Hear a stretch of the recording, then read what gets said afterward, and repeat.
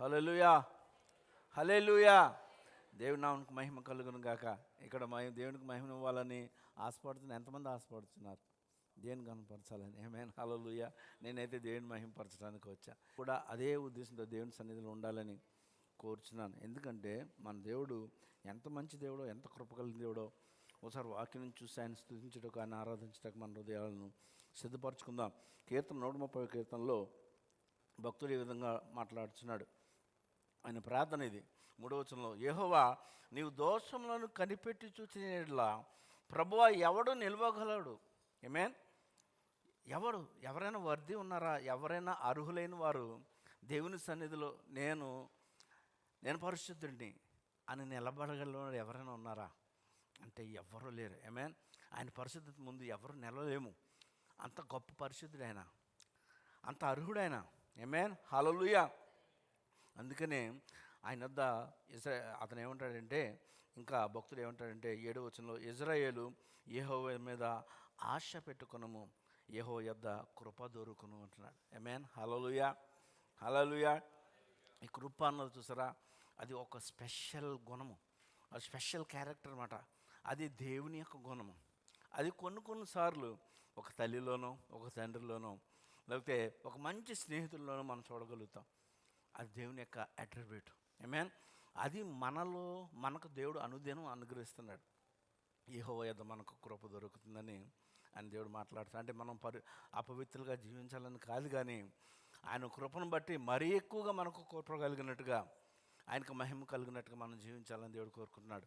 ఈ యొక్క ఉదయకాలము ఈ బలను, లేదంటే ఈ యొక్క ఆయన శరీరానికి, ఆయన రక్తానికి సాదృశ్యంగా ఉన్న ఈ రొట్టె ద్రాక్షరసం చూస్తున్నప్పుడు ఆయనకు మనకు కృప దొరుకుతుందని ఇక్కడ మనకు చూపిస్తున్నాడు. హల్లెలూయా. ఆ కృప ద్వారానే ఆయన యొద్దకు మనం రాగలుగుతున్నామని ఉదయకాలం గ్రహించి ఆయనను స్తుతించాలి, ఆయన ఆరాధించాలి. ఆమేన్. నీ హృదయం ఎందుకు ఆయన ఎదుట సాగిలపడాలంటే ఈ కృపను బట్టే. ఆమేన్, హల్లెలూయా. అందరు లేచి నిలబడి ఎంత గొప్ప కృప కలిగిన దేవుడిని స్తుతించుటకు, ఆరాధించుటకు మన హృదయాలను సమ్మతపరుచుకున్న సోదరులు శాంతిరాజు గారు వచ్చి ప్రార్థన చేస్తారు క్లుప్తంగా. తర్వాత మనం దేవుని స్తుతించి ఆరాధించి ప్రభువును గొప్ప చేద్దాం.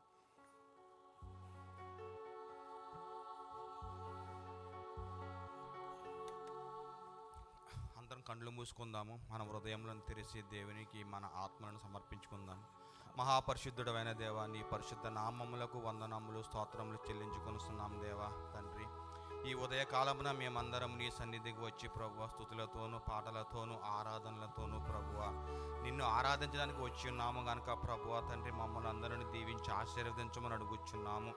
గత నెల మొదటి వారం నుండి ప్రభు ఈ వారం వరకు మీరు మమ్మల్ని రెక్కల కింద కాసినందుకు నీకు వేలాది వందనములు, స్తోత్రములు సమర్పించుకుంటున్నాం దేవా. నీకు వందనములు ప్రభు తండ్రి. మొదటి వారంలో ప్రభు మేమందరము కూడా నీ యొక్క బల్లలోను, రక్తంలోను, శరీరంలోను పాలు పంచుకోవడానికి సిద్ధపడి వచ్చి ఉన్నాము కనుక ప్రభు తండ్రి మమ్మల్ని ఒక్కసారి మీరు కడిగివేయమని అడుగుచున్నాం దేవా తండ్రి. మాలో ఏ విధమైన పాపములను ఉన్నాయేమో, మాలో ఏ విధమైన మలినములు ఉన్నాయేమో ప్రభువా తండ్రి నాయన, మాకు తెలియకుండా మేమేమైనా పాపములు చేసి ఉన్నామేమో ప్రభువా తండ్రి.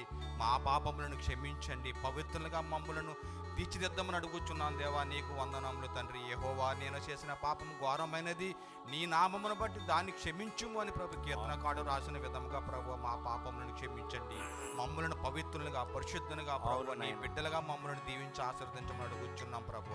ఈ ఆరాధన ఆది మొదలుకొని అంతము వరకు ప్రభువ నీ దీవెనలతో, నీ కృపలతో జయకరంగా జరిగించమని అడుగుచున్నాము. మాకు కావలసిన వాక్య వర్తమానము నీ దైవదాసుని నోటి నుండి మాకు వినిపించమని అడుగుచున్నాం దేవా. నీకు వందనములు. ఇక్కడికి వచ్చిన ప్రతి బిడ్డను దీవించి ఆశీర్వదించమని, రావాల్సిన బిడ్డను తొందరగా తోడుకుని రమ్మని అడుగుచున్నాం ప్రభు. మేము ఆరాధన ప్రారంభించుకుంటుండగా మీ దీవెన, మీ కృప ఎల్లప్పుడు మాతో ఉంచమని త్వరగా రానని యేసుక్రీస్తు దీవెనలో బ్రతమాల్సి వేడుకొనిస్తున్నాం తండ్రి. ఆమేన్.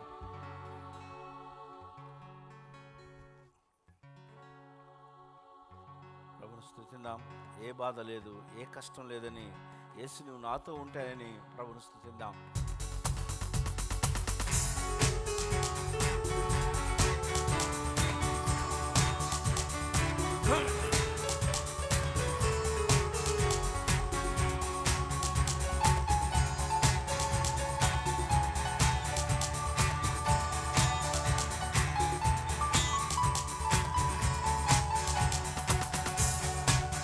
ఏ బాధ లేదు, ఏ కష్టం లేదు యేసు తోడుండగా, ఏ చింత లేదు ఏ నష్టం లేదు ప్రభువే మనకుండగా, ఏ బాధ లేదు ఏ కష్టం లేదు యేసు తోడుండగా, ఏ చింత లేదు ఏ నష్టం లేదు ప్రభువే మనకుండగా.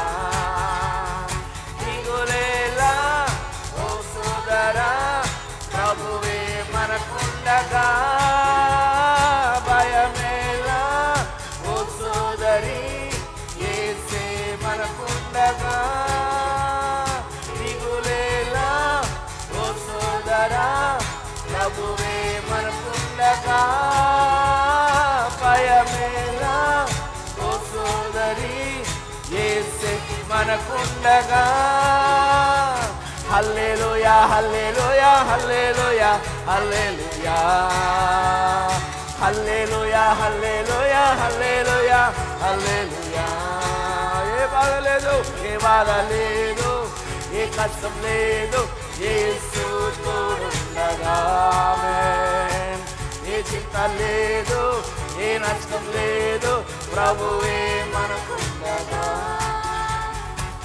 ఎర్ర సంద్రం ఎదురొచ్చినా ఎరుకు గోడలు అడ్డొచ్చినా, సాతానే శోధించిన శత్రువులై శాసించిన, ఎర్ర సంద్రం ఎదురొచ్చినా ఎరుకు గోడలు అడ్డొచ్చినా, సాతానే శోధించిన శత్రువులే శాసించిన, పడకు భయపడకు బలవంతుడి నీకుండగా, ఆమేన్. నీకు మరి నాకు ఇమ్మానుయేలుండగా, దిగులేలా ఓ సోదరి ప్రభువే మనకుండగా, భయమేలా ఓ సోదరి యేసే మనకుండగా, దిగులేలా ఓ సోదరా ప్రభువే మనకుండగా, భయమేలా ఓ సోదరి యేసే మనకుండగా. హల్లెలూయా హల్లెలూయా హల్లెలూయా హల్లెలూయా. ప్రభు యందు ఆనందిద్దాం. హల్లెలూయా హల్లెలూయా హల్లెలూయా హల్లెలూయా. ఏ బాధ లేదు ఏ కష్టం లేదు యేసు తోడుండగా, ఏ చింత లేదు ఏ నష్టం లేదు ప్రభువే మనకుండగా. పర్వతాలు తొలగినా మెట్టలు చెదరిల్లినా, తుఫానులే చెలరేగినా వరదలే పొంగినా, పర్వతాలు తొలగినా మెట్టలు చెదరిల్లినా, తుఫానులే చెలరేగినా వరదలే పొంగినా, కడకు నీ కడకు ప్రభు యేసే వచ్చుగా. నమ్ము ఇది నమ్ము యెహోవా నీవే గదా, దిగులేలా ఓ సోదరా ప్రభువే మనకుండగా, భయమేలా ఓ సోదరి యేసే మనకుండగా, దిగులేలా ఓ సోదరా ప్రభువే మనకుండగా, భయమేలా ఓ సోదరి యేసే మనకుండగా. హల్లెలూయా హల్లెలూయా హల్లెలూయా హల్లెలూయా. యేసయ్యను కనపడదాం. హల్లెలూయా హల్లెలూయా హల్లెలూయా హల్లెలూయా హల్లెలూయా హల్లెలూయా హల్లెలూయా హల్లెలూయా హల్లెలూయా హల్లెలూయా హల్లెలూయా. యేసు నామములో బాధలు తొలగిపోతాయి. ఏమైనా అలా దేవుడు బాధలు రావని చెప్పలేదు, వాటి నుంచి విడుదల చేస్తానని దేవుడు వాగ్దానం చేశాడు. హల్లెలూయా. బాధలు నీకు తోడుకుంటానని దేవుడు వాగ్దానం చేసినాడు. హల్లెలూయా. ఇంకా ప్రభుని స్తుతిద్దాం. నా యేసుని నామములో మన బాధలు పోను, దుష్టాత్మలు పారిపోను, శోధనలో జయముచును, మృతులకు నిండు జీవముచును, హృదయములో నెమ్మదుచును.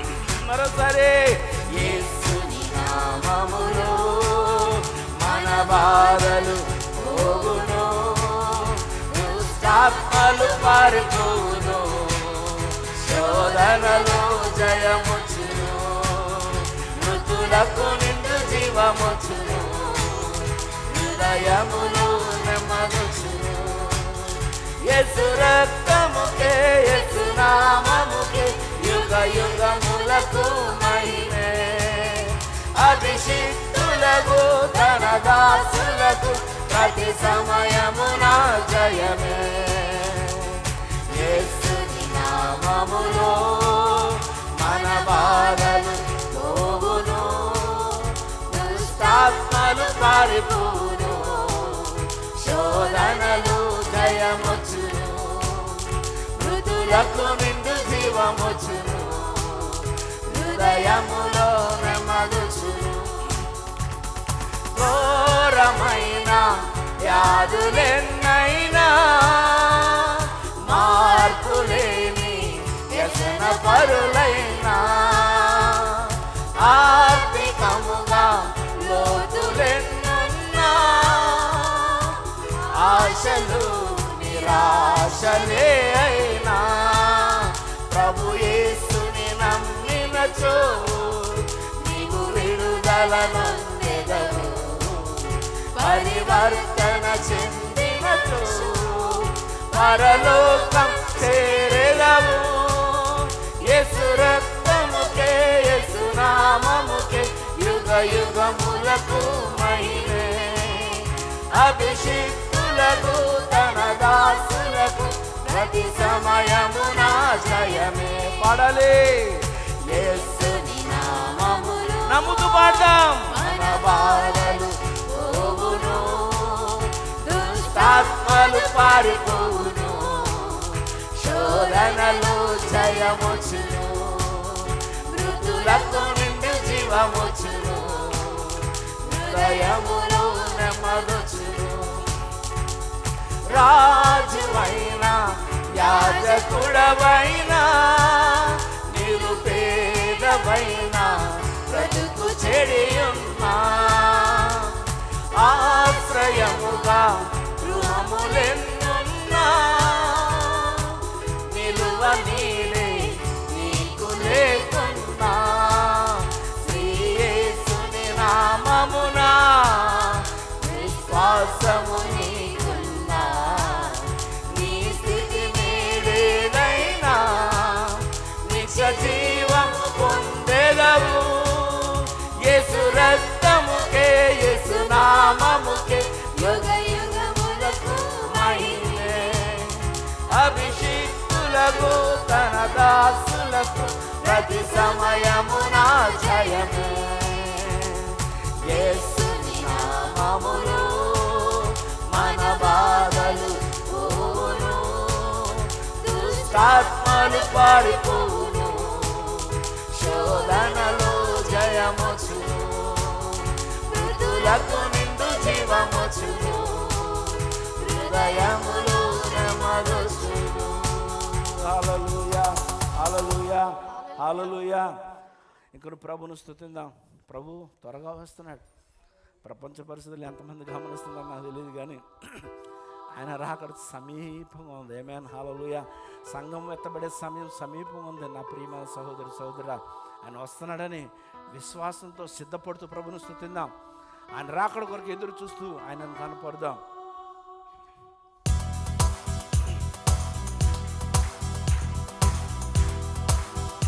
యేసు రాజుగా వచ్చుచున్నాడు, లోకమంతా తెలుసుకుంటారు. యేసు వచ్చుచున్నాడు. లోకమంతా తెలుసుకుంటారు. రవి కోటి తేజుడు రమ్యమైన దేవుడు, రవి కోటి తేజుడు రమ్యమైన దేవుడు, రారాజుగా వచ్చుచున్నాడు, రారాజుగా వచ్చుచున్నాడు. యేసు రాజుగా వచ్చుచున్నాడు. లోకమంతా తెలుసుకుంటారు. మీద యేసు వచ్చుచున్నాడు. పరిశుద్ధులందరినీ తీసుకుపోతాడు. మేఘాల మీద యేసు వచ్చుచున్నాడు. పరిశుద్ధులందరినీ తీసుకుపోతాడు. లోకమంతా శ్రమకాలం, లోకమంతా శ్రమకాలం, విడువబడుట బహుఘోరం, విడువబడుట బహుఘోరం. యేసు రాజుగా వచ్చుచున్నాడు. లోకమంతా తెలుసుకుంటారు. యేసు రాజుగా వచ్చుచున్నాడు. లోకమంతా తెలుసుకుంటారు. ఏడేండ్లు పరిశుద్ధులకు విందబోతుంది. ఏడేండ్లు లోకం మీదకి శ్రమ రాబోతుంది. ఏడేండ్లు పరిశుద్ధులకు విందబోతుంది. ఏడేండ్లు లోకం మీదకి శ్రమ రాబోతుంది. ఈ సువార్త మూయబడు, ఈ సువార్త మూయబడు, వాక్యమే కరువగును, వాక్యమే కరువగును. యేసు రాజుగా వచ్చుచున్నాడు. లోకమంతా తెలుసుకుంటారు. యేసు రాజుగా వచ్చుచున్నాడు. లోకమంతా తెలుసుకుంటారు. వెయ్యేండ్లు ఎలపై యేసు రాజ్యమేలును. ఈ లోక రాజ్యములన్నీ ఆయన దేవుడు. వెయ్యేండ్లు ఎలపై యేసు రాజ్యమేలును. ఈ లోక రాజ్యములన్నీ ఆయన దేవుడు. నీతి శాంతి వర్ధిల్లును, నీతి శాంతి వర్ధిల్లును, న్యాయమే కనబడును, న్యాయమే కనబడును. యేసు రాజుగా వచ్చుచున్నాడు. లోకమంతా తెలుసుకుంటారు. యేసు రాజుగా వచ్చుచున్నాడు. లోకమంతా తెలుసుకుంటారు. ఓ హల్లెలూయా. యేసయ్యా నీ వంటి వారు లేరే లేరయ్యా, నీలా ప్రేమించు వారు లేనే లేరయ్యా, నీలా ప్రాణం పెట్టిన వారు లేనే లేరయ్యా, నీలా మా కొరకు ఆలోచించిన వారు లేనే లేరయ్యా. యేసయ్యా నీవే మా తోడయ్యా, నీవు మాకుండగా తండ్రి మాకు భయమే లేదయ్యా. మౌన్నతుడా నీ నీడలో మమ్మలను విశ్రమింపచేయము తండ్రి. ఓ హల్లెలూయా హల్లెలూయా. ఓ హల్లెలూయా. ఎవరు మౌనం ఉండదు. మహోన్నతుని నీడలో ఉన్నారు, ఆయన సన్నిధిలో ఉన్నారు. రీ బాబా ఓ రకలల షందలదరెల్దర రెబరిలల్బరెలె షల్లరెలెరె రేఖలలెరెలెలెలల మనమ సందలల మమమ. తండ్రి నీకే స్తుతులు, మహోన్నతుడా నీకే స్తుతులు, నీకే ఆరాధన. గొప్ప తండ్రి, ఓ బలమైన తండ్రి నీకే హల్లెలూయా ఆరాధన. మా ఆరాధన అంగీకరించండి నాయన. మా ఈ ఉదయకాలపు ఆరాధన నీకు ఇంపైన సువాసన ఉన్నట్లు కృప చూపించండి అయ్యా. అయ్యా మా ఆరాధన అంగీకరించండి ఆయన. నీ బిడ్డలు ఏ యొక్క స్థితిలో ఇచ్చిన్నారో నా ప్రభా, ఆ స్థితులను అప్పుడు తిరిగి వెళ్ళకూడదు ప్రభా. తండ్రి సమస్తమును మార్చగల దేవుడు అని నీ మీద విశ్వాసంతో నీ సన్నిధికి వచ్చినారు అయ్యా. తండ్రి నాయన మమ్మల్ని తృప్తిపరిచి పంపించమని అడుగుతున్నా.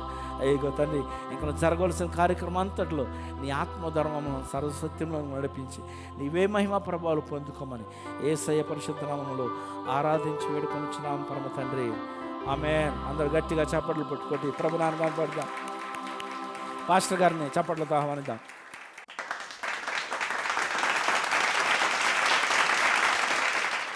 మనమందరం కూడా అదే ధ్యానపూర్వకంగా ఉందాము. ఈ సమయంలో మన ప్రభు యొక్క శరీరంలోను అలాగే ఆయన యొక్క రక్తంలో కూడా మనం పాలు పొందుకుందాం.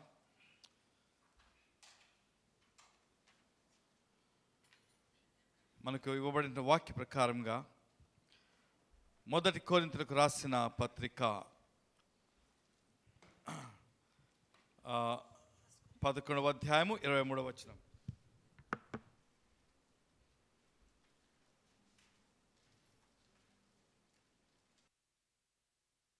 కొరింథీయులకు రాసిన పత్రిక 11:23. నేను మీకు అప్పగించిన దానిని ప్రభు వలన పొందితిని. ప్రభు అయిన యేసు తాను అప్పగింపబడిన రాత్రి ఒక రొట్టెను ఎత్తుకొని కృతజ్ఞతాస్తుతులు చెల్లించి దానిని విరిచి, ఇది మీ కొరకైన నా శరీరము, నన్ను జ్ఞాపకం చేసుకుంటక దీన్ని చేయడం చెప్పాను.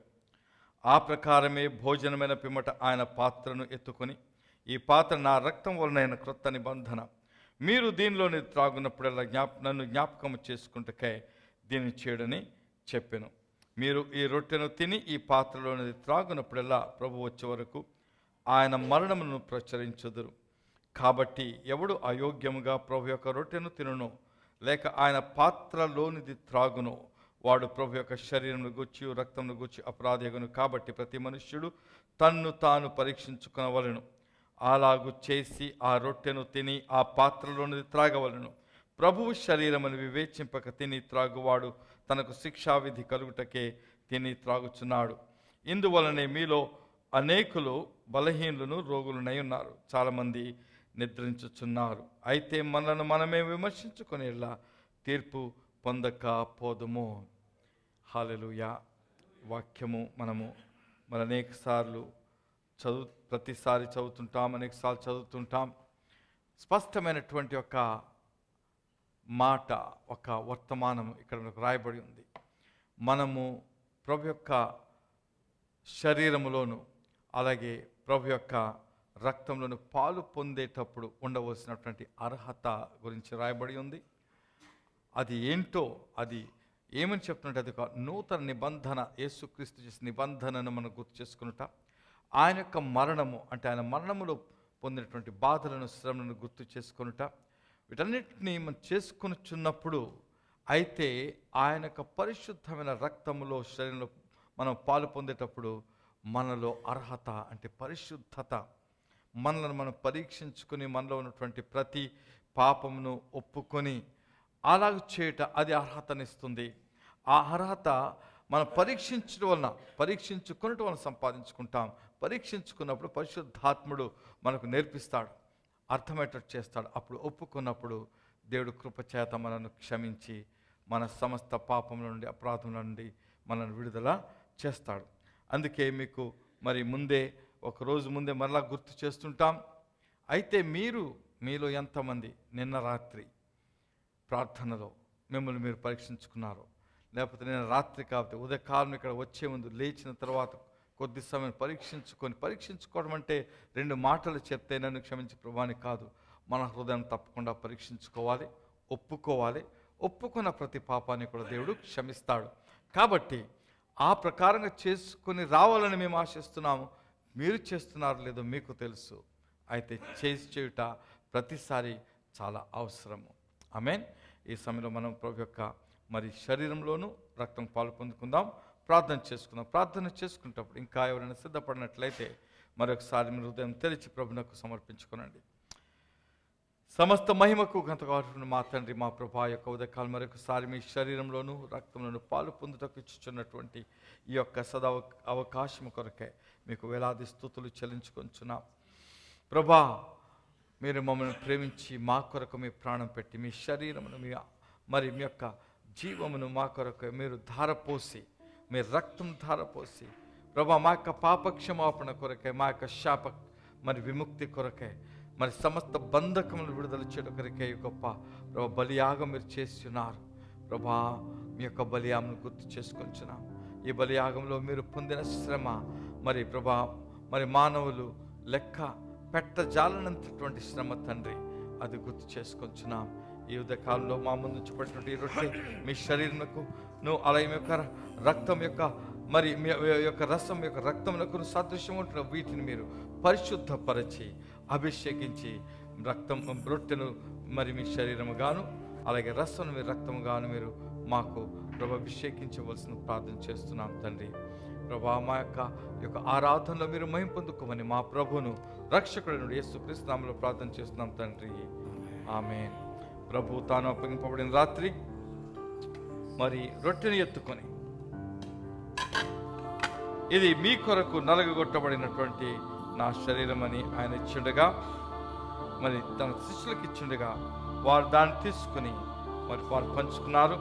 అలాగే ఇది మేము దగ్గరకు వచ్చినప్పుడు మీరును మరి దీన్ని తీసుకొని మీ యొక్క చేతిలో పట్టుకుండవలసిందిగా కోరుచున్నాం. అలాగే మరి భోజనమైన పిమ్మట ఆయన ఒక పాత్రను ఎత్తుకొని, ఈ పాత్ర మీ కొరకు చిందింపరిచిన నా రక్తమైన నూతన నిబంధన అని సెలవించినగా దాన్ని కూడా మనం తీసుకుని పట్టుకుందాం. అందరము కూడా ఒకేసారి ఏకంగా దీంట్లో పాలు పొందుకుందాం. సిల్వలో నాకై కాచెను యేసు రక్తము, సిల్వలో నాకై కాచెను యేసు రక్తము, శిలనైన నన్ను మార్చెను యేసు రక్తము, శిలనైన నన్ను మార్చెను యేసు రక్తము,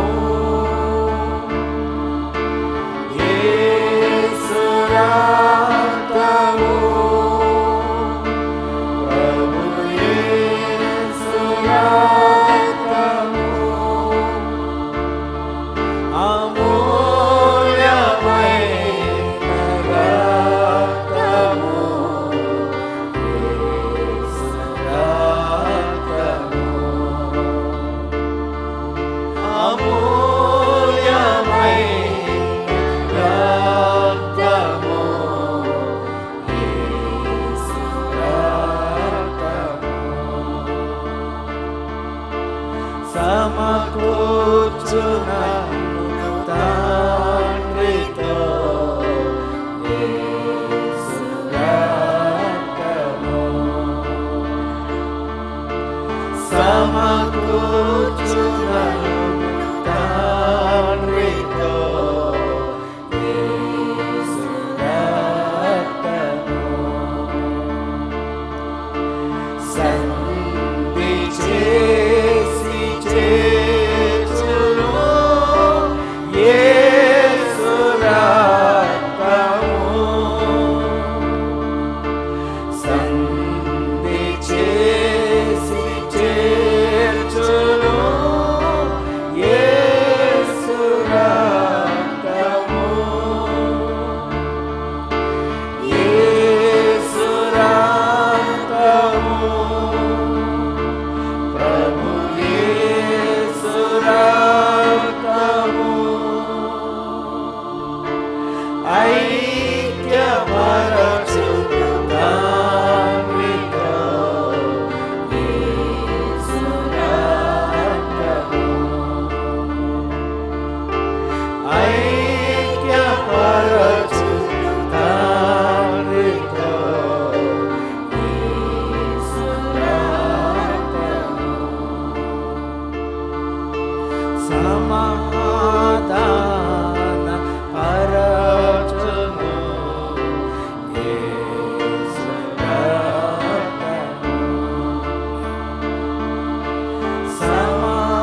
సమాధాన పరచును యేసు రక్తము, సమస్యలన్నీ తీర్చును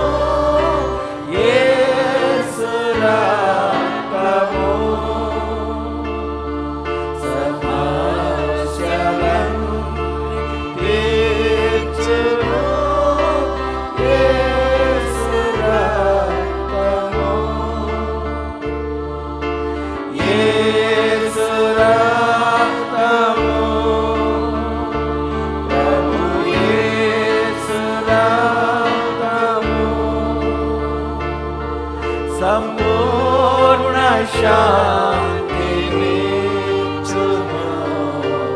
యేసు రక్తము. సంపూర్ణ శాంతినిచ్చును యేసు రక్తము. నా యేసు రక్తము. శ్రీ యేసు రక్తము.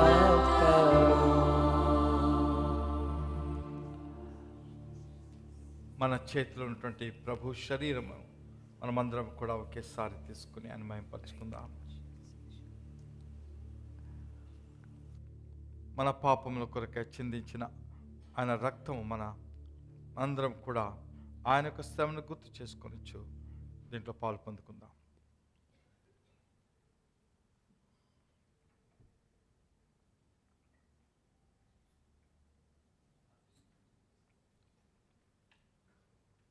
అందరం కూడా చేతులెత్తి హృదయపూర్వకంగా ఆయనకు వందనాలు చెల్లించుకుందాం. హల్లెలూయా, హల్లెలూయా, హల్లెలూయా. స్తోత్రము, స్తోత్రము, స్తోత్రము. వందనాలు ప్రభా, నీకు వేలాది వేల వందనాలు. నీ కృప కొరకై, నీ కనికరం కొరకై, నీ యొక్క ప్రేమ కొరకై, నీ యొక్క దయ కొరకై వందనాలు తండ్రి. ప్రభా, మేము పాపులమండగా మమ్మల్ని క్షమించి ప్రభా మీ యొక్క శరీరంలో అలాగే మీ రక్తంలో పాలు పొంది మీతో ఏకమవునటువంటి యొక్క భాగ్యమును మాకు ఇచ్చేందుకు స్తుతులు చెల్లించుకొంచున్నాం. ప్రభా, మేము మీతో ఏకముగా ఉండి పాపములకు దూరంగా ఉండి మీ చిత్తానుసారం జీవితం జీవించవచ్చును మహిమపరిచినట్లుగా కృప చూపి నడిపించుకోమని మా ప్రభును రక్షకుడైన యేసుక్రీస్తు నామములో ప్రార్థన చేస్తున్నాం తండ్రి. ఆమేన్, ఆమేన్. అందరం కూడా కూర్చుందాం దేవుని సన్నిధిలో. వచనంలో వారు అధిక లోబులు అనే మాట ఇక్కడ తెలుగు రాయబడి ఉంది. అది లోబులు అని కాదు. ఇంగ్లీష్లో కవెట్యూస్నెస్ అంటే ధనాపేక్ష లేకపోతే గ్రీడ్ అంటే ధనం అంటే ఆశ. ఆ మాట అక్కడ రాయబడవలసింది. అయితే లోబులు అనే మాట లోబి అని ఎందుకు అంటారంటే ధనము ఎవరైతే డబ్బును ఖర్చు చేయరో వాళ్ళు లోబులు అంటారు. అంటే వారికి ఉన్న బ్యాక్గ్రౌండ్ ఏంటి? ధనాపేక్షతో ఉన్నారు. గ్రీడ్ అది ఇంగ్లీష్లో మాట అంటే ధనాపేక్ష. ఇంకా స్ట్రాంగ్ వర్డ్ గ్రీడ్ అంటే దురాశ, ధనమును గూర్చినటువంటి దురాశ కలిగి లోబులై లేకపోతే ధనాక్ష అపేక్ష గల వారే కల్పనా వాక్యములను చెప్పొచ్చు. వారు చెప్పే మాటలు కల్పనా వాక్యం ఉంటుంది. అది జాగ్రత్తగా ఉండాలని మీకు చెప్పడానికి వాక్యం చెప్తున్నాను. మీ వలన లాభము సంపాదించుకొందురు. ఇది పరిస్థితి. అంటే మీకు సత్యము చెప్పి సరిగా నడిపిస్తే మంచిది. అసత్యము చెప్పి మీరు ఎప్పుడు బాగున్నారు, మీరు పాపం లేదు, అన్నీ బాగున్నాయి, ఎవ్రీథింగ్ ఈజ్ గుడ్, మీ దేవుడు దీవిస్తాడు, మీరు ఆశీర్వదించబడతారు, మీరు ఐశ్వర్యవంతులు అవుతారు, మీరు గొప్ప కారు, అన్ని మంచి మాటలే చెప్పి వారి సంఘాన్ని వారు తప్పుడు మార్గంలో చెప్తున్నారు. దేవుని యొక్క ఉగ్రత గురించి చెప్పరు, నరకం గురించి చెప్పరు, రాబోయే ఉగ్రత, రాబోయే వాటి గురించి చెప్పకుండా అన్నీ కూడా చక్కగా మీకు మనస్సుకు సంతోషం కలిగించే మాటలు చెప్తారు. అలాగూ చెప్పువారు ఉన్నారని వారికి పూర్వం నుండి విధింపబడిన తీర్పు ఆలస్యం చేయదు, వారి నాశనకు కునికి నిద్రపోదు, తప్పకుండా వచ్చేస్తుంది వారి మీదకి. లోకంలో అనేకల మీద జరుగుతుంది. అయితే పరిస్థితి ఇలా ఉండగా సత్యము మనలను విడుదల చేస్తుంది. సత్యము మనను విడుదల చేయాలంటే సత్యమును గూర్చిన జ్ఞానం మనకు ఉండాలంటే వాక్యం ఏం చెప్తుందంటే యెహోవా యందు భయభక్తులు కలిగి ఉంటే తెలివికి మూలము, లేకపోతే జ్ఞానానికి మూలము అని మరి సామెతలు 1:7 చెప్తుంది. యోబు 28:28 ఎందుకు చెప్తుందంటే మరియు యెహోవా యందు భయభక్తులే జ్ఞానమని. అది యెహోవా యందు అప్పుడు యెహోవా యందు భయభక్తుల జ్ఞానం అంటే భయభక్తులు అంటే ఏమిటని ప్రశ్న వస్తుంది. దానికి జవాబు సామెతలు 8:13 ఉంటుంది. యెహోవా యందు భయభక్తులు కలిగిండుట చెడుతనమును అసహించుకొనుటయే. మీరు చెడుతనము చేయకపోవుట జ్ఞానం కాదు. మీ యొక్క స్టాండర్డ్ ఎక్కడ ఉండాలంటే చెడుతనాన్ని అసహించుకొని దానికి దూరంగా, దాన్ని అసహించుకొని దానిని ఒకవేళ ఒక వ్యక్తి చెడుతనం చేసే వ్యక్తి మన సంఘంలో ఉన్నప్పుడు వాని యొక్క చెడుతనాన్ని అసహించుకొని వీలైతే అతనితో మాట్లాడి ఆమెతో మాట్లాడి తప్పు అని చెప్పి అది కూడా ద్వేషభావంతో కాదు, ప్రేమతోని చెప్పి వారు విననప్పుడు వారిని విసర్జించి వారికి దూరంగా ఉండటము, అసహించుకొనుట. ఆ కార్యం విన్నప్పుడు, వారు చేసే పనిని విన్నప్పుడు వినగాని అసహ్యం రావాలి. ఒక మంచి ఎగ్జాంపుల్ ఉంటుంది బైబిల్లో. ఫినెహాస్ అని అహరోను కుమారుడు ఒక్కసారి మర్డర్ చేస్తాడు, ఇద్దరిని చంపేస్తాడు. ఎందుకంటే చెడుతానా అసహించుకుని. దేవుడు అది అతను నీతిగా ఎంచుతాడు. చేసింది అతను మర్డర్. అయితే చెడుతను అసహించుకొని, వారు చేసిన వ్యభిచారాన్ని అసహించుకొని ఇద్దరిని చంపేస్తాడు. ఒక్క షాట్గా చంపేసినప్పుడు దేవుడు ఏం చేస్తాడంటే ఆయన చేసిన కార్యాన్ని బట్టి ఇశ్రాయేల్ మీద ఉన్న తెగులు ఆపు చేస్తాడు. ఇది అసహించుకోవడం. అటువంటి అసహ్యం ఉన్నప్పుడు మీరు యెహోవా యందు భయభక్తులు గలవారు. మన దేవుడు అంటేటువంటి తీవ్రమైనటువంటి మనస్సు మనకు ఉండాలి. అలాగా అసహించుకోకపోతే మనం నిజంగా దేవుని భక్తి, దేవుని భయం ఉన్నదని అర్థం కాదు. మనం ఏం చేస్తాం, చాలామంది అంటారు నేను తప్పులు చేయట్లేదు కదా, వాళ్ళు ఎవరో చేస్తున్నారులే, నేను మామూలుగా ఉంటాను, అందరితో ఫ్రెండ్లీగా ఉంటాను అంటే కుదరదు. అదే జ్ఞానము కాదు. అయితే యేసుక్రీస్తు ఒక మాట చెప్తున్నారు మనకి. యోహాను సువార్త 8:32లో ఈ మాట చెప్తున్నారు. 31:32 చదువుకుంటే ఇది అర్థమవుతుంది. యోహాను సువార్త 8వ అధ్యాయం 3వ వాక్యం జాగ్రత్తగా వినండి, చూడండి. యోహాను సువార్త 8:31. కాబట్టి యేసు తనను నమ్మిన యూదులతో, ఎవరైతే నమ్మారో వాళ్ళతో అంటున్నాడు, మీరు నా వాక్యమందు నిలిచిన వారైతే. ఇక్కడ చాలా ముఖ్యమైన విషయం. వాక్యము వినుట వేరు, వాక్యములో నిలిచి ఉండుట వేరు. మీరు నా వాక్యమందు నిలిచిన వారైతే నిజముగా నాకు శిష్యులయుండి సత్యమును గ్రహించెదరు. సత్యమును గ్రహించాలంటే యేసుక్రీస్తు మనకు ఇచ్చినటువంటి వాక్యము బైబిల్ గ్రంథములో నిలిచి ఉండాలి. అంటే దానిని చదివి అర్థము చేసుకొని దాని ప్రకారంగా నడిచిన వారే నిలిచిన వారు. నిలిచిన వారైతే అప్పుడు మీరు సత్యమును గ్రహించెదరు. అప్పుడు 32వ వచనం ఏం చెప్తుందంటే అప్పుడు సత్యము మిమ్మల్ని స్వతంత్రులుగా చేయనని చెప్పాను. అంటే అబద్ధము నుంచి, అబద్ధమనే బంధకము నుంచి మనల్ని తప్పించుకోవాలంటే మనకు కావాల్సింది ఏంటంటే ద నాలెడ్జ్ ఆఫ్ ట్రూత్, లేకపోతే సత్యమును గూర్చిన జ్ఞానము. అంటే సత్యము మనము తెలుసుకోవాలి, ఆ సత్యము మనలో నిలిచి ఉండాలి.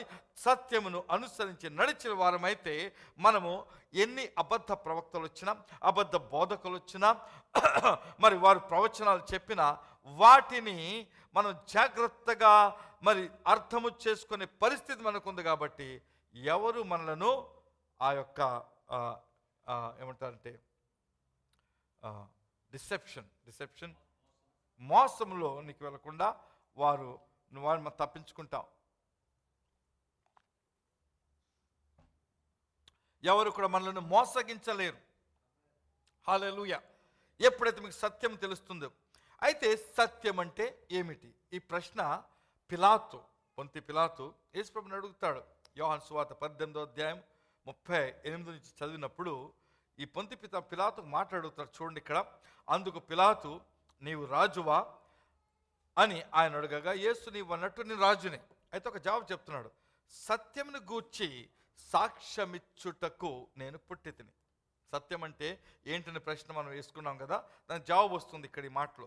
సత్యమును గూర్చి సాక్ష్యమిచ్చుటకు నేను పుట్టితిని, ఇందు నిమిత్తమే ఈ లోకమునకు వచ్చేదని, సత్య సంబంధి అయిన ప్రతి వాడును నా మాట వినును. మీరు సత్య సంబంధులైతే యేసు మాట వినాలి. ఎందుకంటే యేసు ప్రభు తాను సత్యమును గూర్చి సాక్ష్యమిస్తున్నాడు. అంటే యేసు చెప్పిన ప్రతి మాట కూడా సత్యము లేదా సత్యమునకు సాక్ష్యము. ఈ మాట చెప్తాడు. అప్పుడు పిలాతు అడుగుతా సత్యం అనగా ఏమిటి అని అడుగుతాడు. అయితే యేసు ప్రభు ఇంకా మళ్ళీ జవాబు చెప్పకముందే అక్కడ విడిచి వెళ్ళిపోతాడు బయటికి. 2 విషయాలు. ఆయనకి సత్యం అంటే ఇంట్రెస్ట్ లేదో, లేకపోతే ఆయనకు అర్థం చేసుకున్నాడు. ఆయన చెప్పిన ఎదన మాట ఉంది కదా, సత్యానికి నేను సాక్ష్యం ఇవ్వడానికి వచ్చాను అంటే ఈయన చెప్పిన మాటలన్నీ సత్యమని అర్థం చేసుకోవాలి అని అర్థం చేసుకుని ఉండకపోవచ్చు. అయితే వినకుండా వెళ్ళిపోయాడు. అయితే మనకు ఈ ప్రశ్న ఉంటుంది ఏంటంటే సత్యం అనగా ఏమిటి అంటే యేసు చెప్పిన ప్రతి మాట, ఆయన సాక్ష్యము సత్యం. కాబట్టి యేసు ఇంకా ఏం చెప్పాడంటే సత్యం గురించి మాట అన్నప్పుడు 14 యోహాను సువార్త 14వ అధ్యాయం 6వ వచనం మనకందరికీ బాగా తెలిసినటువంటి వాక్యం ఇది. నేనే మార్గమును, సత్యమును, జీవమును, నా ద్వారా తప్ప ఎవడును తండ్రి యొద్దకు రాడు. నేనే సత్యం అన్నాడు. మనం ఏమంటామంటే సత్యం చెప్తే సత్యం అంటాం. యేసు ఏమంటున్నాడు? నేనే సత్యం. ఎందుకు నేనే సత్యం అంటున్నాడు? యేసు తాను ఒక మనిషి కాదు, లేకపోతే ఒక పేరు కాదు. ఆయనకు ఉన్న పేరేంటి? దేవుని వాక్యము. దేవుని వాక్యమే సత్యమని మనం స్పష్టంగా నేర్చుకోవాలి. నేనే సత్యం అంటే నేను వాక్యమై ఉన్నాను, నేను సత్యము, నేను పలికినది, చేసినది, నేను చూపించేది అన్నీ కూడా సత్యం. ఈ సత్యాన్ని మీరు గ్రహించినట్లయితే, ఒకవేళ అబద్ధ ప్రవక్తలు వచ్చి మీకు అబద్ధములు బోధించినా, చెప్పినా, మిమ్మల్ని నమ్మించడానికి ప్రయత్నం చేసినా మీరు మోసపోరు. హల్లెలూయా. మోసగించబడరు, మీరు తప్పకుండా తప్పించబడతారు. అందుకని మనము చేయవలసిన విషయం ఏంటంటే, ఈ యొక్క ప్రస్తుత దినాల్లో సత్యమును మనము గ్రహించుటకు ప్రతి ప్రయత్నము చేయాలి. హల్లెలూయా. ప్రతి ప్రయత్నం కూడా మనం చేస్తూనే ఉండాలి. దానికి ఒక విధానాన్ని చెప్తాడు యేసుక్రీస్తు. దేవుడు యేసుక్రీస్తుకు తెలుసు మళ్ళా మోసగించబడతామని. ఒక విధానం ఏం చెప్తాడంటే, యోహాను రాసిన సువార్త 6వ అధ్యాయం 63వ విషయంలో, ఇక్కడ అంటే ఇప్పుడు చదువుకొని వారు ఉంటారు, వారు బైబిల్ చదవలేరు, మరి అందరికీ ఒక సహాయంగా ఈ మాట తెలుస్తుంది. ఏంటంటే, ఆత్మయే జీవింపుచున్నాడు. యోహాను సువార్త 6:63. ఆత్మయే జీవింపచేయుచున్నది, శరీరము కేవలము నిష్ప్రయోజనము. నేను మీతో చెప్పియున్న మాటలు ఆత్మయు జీవమునై ఉన్నవి. అంటే నేను యేసుక్రీస్తు యొక్క మాటలను మీకు నేను చదివి మీ మధ్య ప్రకటిస్తున్నప్పుడు మీ మధ్యలోనికి వచ్చేది ఏంటంటే మాటలు కాదు, మీలోనికి వచ్చేది ఏంటంటే యేసు అనుగ్రహించిన ఆత్మ, అంటే పరిశుద్ధాత్మ. అర్థమైందా? అర్థమవుతుంది ఈ మాట? నేను యేసు మాటలు మీకు చదివి మీకు వినిపించి లేకపోతే ప్రకటించినప్పుడు అది మీ చెవులలోనికి వెళ్ళి మీరు విని మీ హృదయంలోనికి వెళ్తే అది పరిశుద్ధాత్ముడు మీలోనికి వచ్చినట్లు స్పష్టమే మాట. అప్పుడు ఆ మాట మీ హృదయంలో ఉన్నప్పుడు, ఆ మాటను మీరు అర్థం చేసుకున్నప్పుడు మీరు జీవము గలవారై ఉంటారు. హల్లెలూయా. ఎందుకంటే ఇక్కడ ఏమన్నాడు? నేను మీతో చెప్పిన మాటలు ఆత్మయు జీవమునై ఉన్నవి. యేసుక్రీస్తు యొక్క మాటలను వాక్యములో, ప్రసంగాల్లో చెప్పుట వలన సంఘము జీవము పొందుతుంది. సొంత మాటలు, సొంత విషయాలను చెప్పినప్పుడు అవి సంఘానికి ఆశీర్వాదకరం కాదు. వాళ్ళ విషయాలు, వీళ్ళ విషయాలు, వాళ్ళ దెబ్బలాటలు, ఇవన్నీ రకరకాల విషయాలు చెప్పి మనుషులను తిక్కమక్క చేసేవాళ్ళు కొంతమంది. అయితే మీరు ఇది గొప్ప అయిపోతుంది, ఇది ఆశీర్వాదం, ఇది మంచిది, యేసులోకి వస్తే మీకు ఉద్యోగం వస్తుంది, ఇవన్నీ చెప్పే సువార్తలు, తప్పుడు సువార్తలు, ఇవన్నీ కూడా మనుషులకు జీవము కలుగచేవు. సంఘం యొక్క ప్రాముఖ్యమైన స్థలం ఏంటంటే, మనుష్యులు నశించిపోకుండా, నరకములో పడకుండా వారందరినీ రక్షణలోకి నడిపించుటే సంఘం యొక్క బాధ్యత, లేకపోతే సువార్థికుని యొక్క బాధ్యత. అందరికీ సంతోషం కలిగించాలి, బలపరచాలని కాదు. దేవుని మాటలో సంతోషం ఉంది, తప్పకుండా సంతోషం వస్తుంది. అయితే అది చేసే ముఖ్య పని ఏంటంటే రక్షణలోనికి నడిపించాలి. కాబట్టి యేసుక్రీస్తు చెప్పే ప్రతి మాట కూడా ఆత్మ, లేకపోతే పరిశుద్ధాత్మని అర్థం చేసుకుందాం. దాని గురించి ఒక వాగ్దానం చేస్తున్నాడు యేసుక్రీస్తు.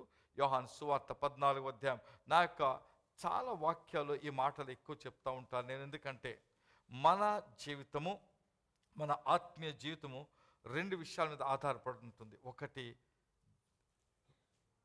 ముద్రించబడిన దేవుని వాక్యము, దాన్ని చదివి అర్థం చేసుకుంటా. రెండవది యేసు ప్రభు మనకిచ్చిన పరిశుద్ధాత్ముడు మన లోపలనే నేర్పించే విషయం. ఇక్కడ చదువుదాం చూడండి, యోహాను సువార్త 14:16. నేను తండ్రిని వేడుకొందును, మీ యొద్ద ఎల్లప్పుడూ ఉండుటకై ఆయన వేరొక ఆదరణకర్తను, అనగా సత్య స్వరూపియగు ఆత్మను మీకు అనుగ్రహించును. ఒక ప్రామిస్, ఒక వాగ్దానం ఇది. తర్వాత 17వ వచనం, లోకము ఆయనను చూడదు, ఆయన ఎరుగదు గనుక ఆయన పొందనేరదు, మీరు ఆయనను ఎరుగుదురు, ఆయన మీతో కూడా నివసించును, మీలో ఉండును. ఏ దినమునైతే యేసుక్రీస్తును రక్షకునిగా మీరు అంగీకరించారు, ఆ దినం నుండి పరిశుద్ధాత్ముడు మీలో ఉంటున్నాడు. అదే కాకుండా ప్రతిసారి మీరు వాక్యము చదివినప్పుడు ఆ వాక్యాన్ని మీలో చాలామంది ఏం చేస్తుంటారంటే, మనలో చాలామంది, ఇది సత్యం, వాక్యం చదువుకుంటూ వెళ్ళిపోతారు. చదువుకుంటా వెళ్ళిపోయి నేను వాక్యం చదివానని సంతోషపడతారు. అది వ్యర్థం. మీరు వాక్యము చదివి దేవుని సంతోషపెట్టలేరు. మీరు వాక్యం చదవటం దేవుని సంతోషపెట్టడం గురించి కాదు. మీరు వాక్యము చదవటము మీరు జ్ఞానవంతులగుటకు, అది మీకు ఆశీర్వాదమగునట్లు, మీరు జీవం పొందుటకును, మీరు బలవంతులగుటకును.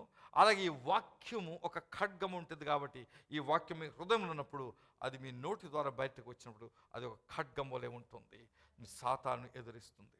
కాబట్టి వాక్యము మీరు చదివేస్తే కుదరదు. వాక్యము చదివిన తర్వాత వాక్యం సారాంశం మీకు తెలిసినంతగా, అందరికీ అన్ని విషయాలు తెలియకపోవచ్చు, తెలిసినంతగా దానిలో ఏదో ఒక మాటను పట్టుకొని ఆ వాక్యానుసారముగా, లేకపోతే వాక్యమును ఆధారం చేసి దాని ప్రకారంగా మీరు జీవించిన వారైతే మీరు ధన్యులు. హల్లెలూయా. మనకు సమయం అవుతుంది. అయితే ఇంకో మాట, 2 కొరింథీయులకు రాసిన పత్రిక 3:17, ప్రభువే ఆత్మ, ప్రభు యొక్క ఆత్మ ఎక్కడ ఉండునో అక్కడ స్వాతంత్ర్యము ఉండును. మీరు అబద్ధములుంటే బంధకంలో ఉంటారు, బంధకంలో ఉంటారు. అయితే ప్రభువే ఆత్మ, ప్రభు యొక్క ఆత్మ ఎక్కడ ఉండును అంటే ఆయన వాక్యము ఎక్కడ ఉండునో, ఆయన ఎక్కడ పరిశుద్ధాత్మ ఉండునో అక్కడ స్వాతంత్ర్యము ఉంటుంది, లిబర్టీ. మీరు బంధకాల్లో ఉండరు.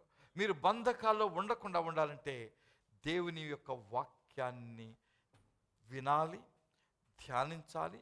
మీ మనస్సు దాని మీద పెట్టుకున్న వారైతే మీరు ధన్యులు. ఇంకా అనేకమైన వాక్యాలు ఉన్నాయి, మనకు సమయం చెప్పడానికి వీలు పడదు. అయితే ఒక వాక్యం చెప్తాను, అపోస్తుల కార్యములు. మీరు అలా నేర్చుకోవాలంటే, దేవుని సత్యాన్ని గ్రహించాలంటే ఒక ఉదాహరణ కనబడుతుంది. అపోస్తుల కార్యములు 17వ అధ్యాయము 11వ వచనము. 17:11. వీరు అంటే బెరయ అనే ఊరివారు, పైన ఉంటుంది 10వ వచనంలో, బెరయ అనే ఊరివారు. వీరు తెస్సలోనికలో ఉన్న వారి కంటే గనులయుండిరి. ఎందుకు గనులంటే, గనుక ఆసక్తితో వాక్యమును అంగీకరించారు. మొదటి వాక్యాన్ని అంగీకరించి పౌలును శీల చెప్పిన సంగతులు అలాగున్నవో లేవో అని ప్రతి దినమును లేఖనములను పరిశోధించుచు వచ్చిరి. నేను మీకు అబద్ధం చెప్తున్నానా, నేను కూడా సత్యం చెప్తున్నానా అని మీరు నిర్ధారణ చేసుకోవాలంటే ఒకే ఒక మార్గము, నేను చెప్పిన మాటను మరలా చదివి ఇంటికి వెళ్ళి ఒక్కొక్క మాటను చూసుకొని, ఇది కరెక్టా, దీని యొక్క అర్థం ఇదేనా అని మీకు మీరే పరిశోధించి తెలుసుకోవాల్సిన దినములు ఇవి. హల్లెలూయా. అలాగ చేయనట్లయితే మీరు మోసగించబడవచ్చు. దినములు చెడ్డవి గనుక అని మాట చెప్తున్నాడు. దినములు చెడ్డవి గనుక, అంత్య దినములు గనుక, అబద్ధ బోధకులు ఎక్కువైపోయారు గనుక, అబద్ధములు చెప్పబడుచున్నాయి గనుక, మనము అందరము కూడా దేవుని వాక్యంను జాగ్రత్తగా చదివి పరిశోధించి తెలుసుకునే వారుగా ఉన్నవారైతే మీరు ధన్యులు, మేము ధన్యులు, సంఘమంతా ధన్యులు. ఆమేన్. కళ్ళు మూసుకుందాం. Thank you Jesus. ఈ యొక్క సమయంలో మీరు విన్న వాక్యాన్ని బట్టి మీరు చేయవలసిన పని ఏంటంటే, నేను మోసగించబడకూడదు, నేను సత్యమును తెలుసుకోవాలి, సత్యం ఒకటే నన్ను విడుదల చేయను. కాబట్టి నేను మోసములో జీవించకూడదు. కాబట్టి నేను వాక్యమును తరచి జాగ్రత్తగా చదివి దాన్ని వెదికి దానిలో ఉన్నటువంటి సత్యమును గ్రహించి, సత్యము నన్ను విడుదల చేస్తుంది కాబట్టి, యేసే సత్యము కాబట్టి యేసును గూర్చిన జ్ఞానము సంపాదించుకుంటాను అనే నిర్ణయాన్ని మీరు తీసుకోవాలి. ప్రభు మీతో మాట్లాడి ఉన్నాడు, స్పష్టంగా మాట్లాడి ఉన్నాడు. హల్లెలూయా. పరిశుద్ధాత్ముడు మీ మీద సంచరిస్తున్నాడు.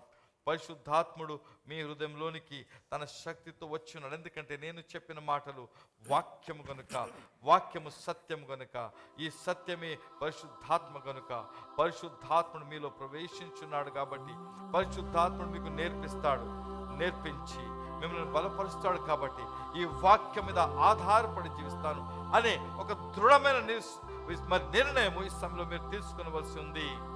హల్లెలూయా.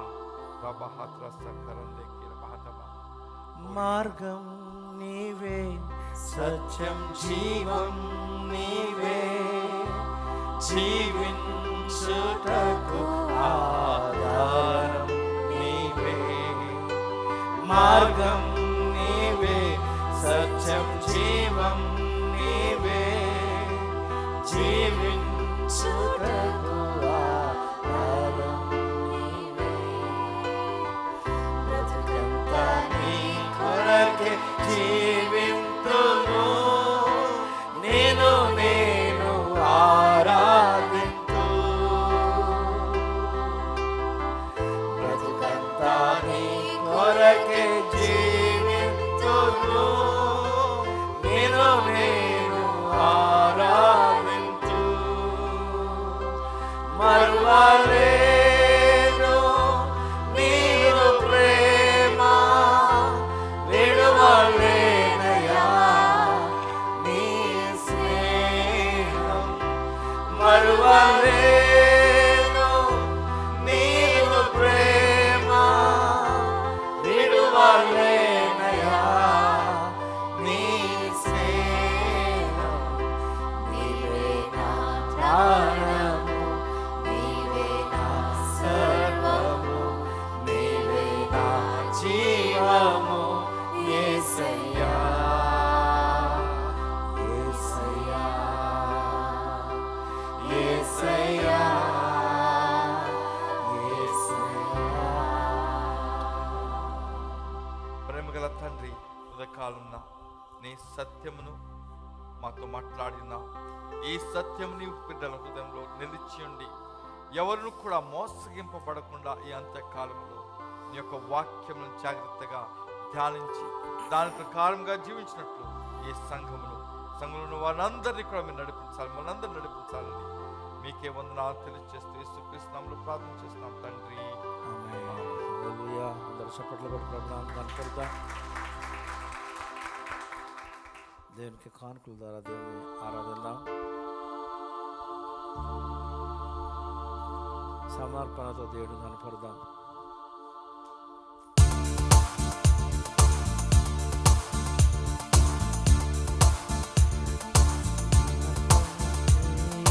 ప్రభువునకు నివేదనము సమయమును సమర్పణ చేయుము. ప్రభువునకు నివేదనము సమయమును.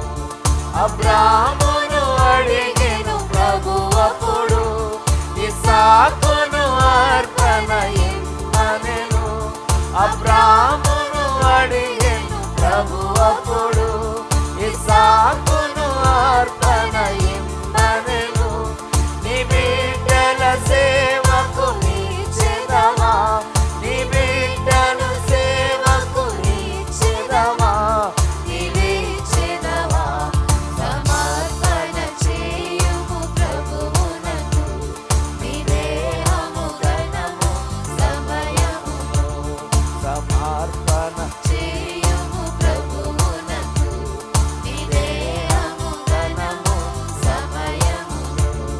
5 రొట్టెలు చేపలు 2, 5,000కు ఆహారముగా.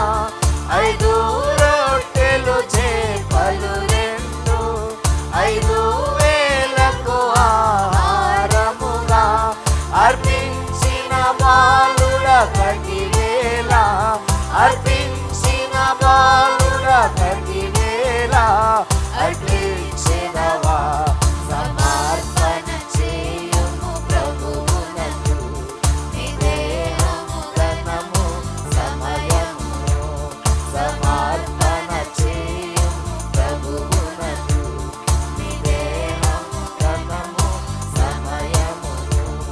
ప్రభుని ప్రేమించిన పేదరాలు కాసులు రెండిచ్చెను కానుకగా. ప్రభుని ప్రేమించిన పేదరాలు కాసులు రెండిచ్చెను కానుకగా. జీవనమంతయు దేవునికి ఇచ్చెను, జీవనమంతయు దేవునికి ఇచ్చెను. అర్పించెదవా సమర్పణ చేయుము ప్రభువునకు, నీ దేహము ఘనము సమయమును. సమర్పణ చేయుము ప్రభువునకు, నీ దేహము ఘనము సమయమును. హల్లెలూయా. దేవుని వాక్యం విన్న మనము చాలా భయంకరమైన దినాల్లో ఉన్నాం మనం. ఆమేన్. వాక్యాన్ని సరిగా చూసుకోవాలని, పరీక్షించుకోవాలని స్పష్టంగా దేవుడు మనతో మాట్లాడినారు. అవును, ఏది సత్యమో ఏది అబద్ధమో వాక్యం నుండే చెప్తున్నారు. అందుకనే మనము తీసుకోవాల్సిన లోగోస్ కాదు, ఆమేన్, దేవుని వాక్కు కావాలి. ఆమేన్, హల్లెలూయా. అంటే దేవుని నోట నుండి వచ్చే మాట మనకు కావాలి. అందుకే పరిశుద్ధాత్మ దేవుడు మనకు సహాయం కావాలి. పరిశుద్ధాత్మ చేత నింపబడాలని ఎందుకు స్ట్రాంగ్గా పాస్టర్ గారు నేను ఎందుకు చెప్తామంటే, అప్పుడే మీరు సర్వసత్యంలో నడిపించబడతారని దేవుని వాక్యం చెప్తుంది. అప్పుడు మాత్రమే మనం సత్యాన్ని గ్రహించగలుగుతాం.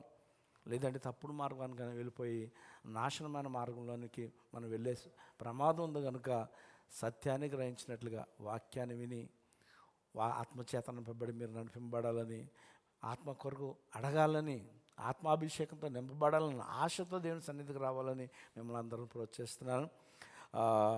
పాస్టర్ గారికి మరలా సంఘం తరపున తిరిగి వచ్చినందుకు, త్వరగా వచ్చినందుకు వందనాలు తెలియజేస్తున్నాము. మరి ఘనముగా దేవుడు వాడుకున్నారు సేవకుల్ని. అదేవిధంగా మా పెళ్లి విషయంలో కూడా ప్రభు మరి సాక్ష్యం చెప్పడానికి మనకు వరకు సమయం దొరకలేదు, చాలా ఘనంగా జరిపించున్నారు. మన మధ్యన గత 2 వారాలు పరిచర్య చేసి వెళ్ళిన శేఖర్ బాబు గారు మనందరికీ కూడా వందనాలు తెలియజేయమని, ప్రత్యేకమైన వందనాలు తెలియజేయమని చెప్పినారు. చక్కటి పరిచర్య జరిగించున్నారు. వారి కొరకు పరిచర్య కొరకు ప్రార్థన చేయవలసింది మిమ్మల్ని అందరూ కోరుచున్నాను. ముగింపు ప్రార్థన చేసుకుందాం. సోదరుడు మోషే గారు వచ్చి ముగింపు ప్రార్థన చేస్తారు. పాస్టర్ మనోహర్ గారు మనకు దీవెన అనుగ్రహిస్తారు. నిన్నటి దినాన మరి బర్త్డే జరుపుకున్న అనిక గురించి ప్రార్థించండి. అదేవిధంగా మొన్నటి దినాన వివాహము, మరొక సంవత్సరం వివాహము జరిపించుకున్న నెహమయ్య గారి కుటుంబాన్ని, అది వారి యొక్క వివాహ జీవితంలో మరొక నూతన దయాకిరీటం ప్రభు దయచేస్తున్నాడు. అన్నికకు నూతన దయాకిరీటం దయచే వారిని జ్ఞాపకం చేసుకోవాల్సి ప్రార్థన చేసుకుందాం. ఆశ్రయ కూడా నూతన దయ. స్తోత్రం స్తోత్రం స్తోత్రం. హల్లెలూయా హల్లెలూయా. స్తోత్రం తండ్రి దేవా, మీకు వందనాలు స్తోత్రాలు. మహాపరిశుద్ధుడైన తండ్రి, మీకే స్తుతి స్తోత్రాలు చెల్లిస్తున్నాం నా తండ్రి.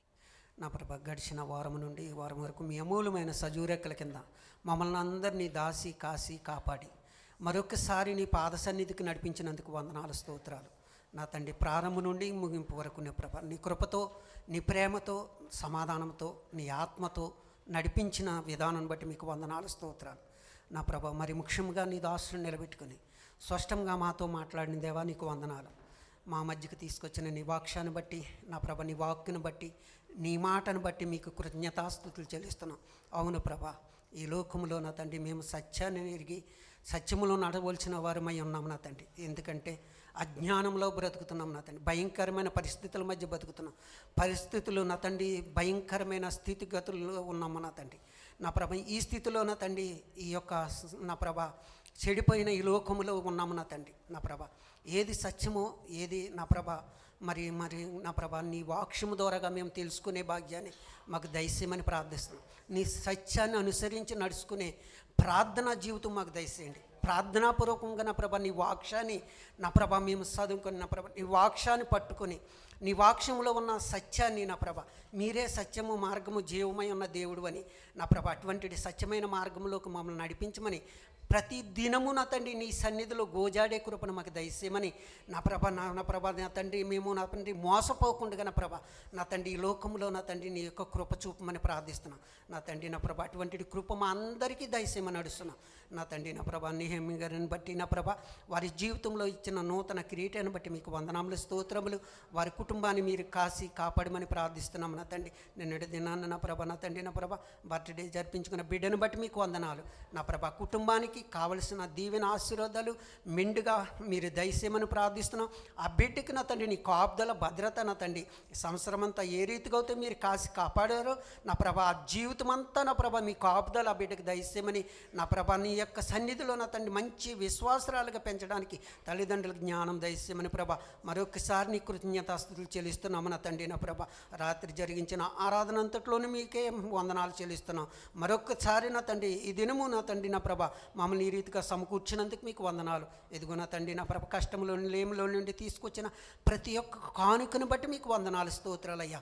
నా తండ్రి నా ప్రభా ఈ యొక్క కానుకలు ఉంచిన ప్రతి బిడ్డను మీరు దీవించండి ఆస్వాదించండి నా ప్రభా 30 60 100 నా తండ్రి ఫలించే కృపను దయచేయమని ప్రార్థిస్తున్నాం. నీ యొక్క కానుకలు నీ సేవార్థమై వాడబడడానికి సహాయం చేయమని నా ప్రభ నీ రాకడ ఆలస్యమవుతే నా ప్రభ మరొకసారి నీ సన్నిధిలో మేము సమకూర్చబడి నా ప్రభ నిన్ను ఆరాధించే కృప దయచేయమని మరొకసారి నా తండ్రి ఇచ్చిన ఈ సమయాన్ని బట్టి మీకే స్తుతి స్తోత్రాలు చెల్లిస్తూ మా ప్రభు రక్షకుడు యేసు నామములో బ్రతిములాడి వేడుకొని ప్రార్థిస్తున్నాం పరమ తండ్రి. ఆమేన్ ఆమేన్. ఇప్పుడు మన తండ్రి అయిన దేవుని యొక్క ప్రేమయు యేసుక్రీస్తు వారి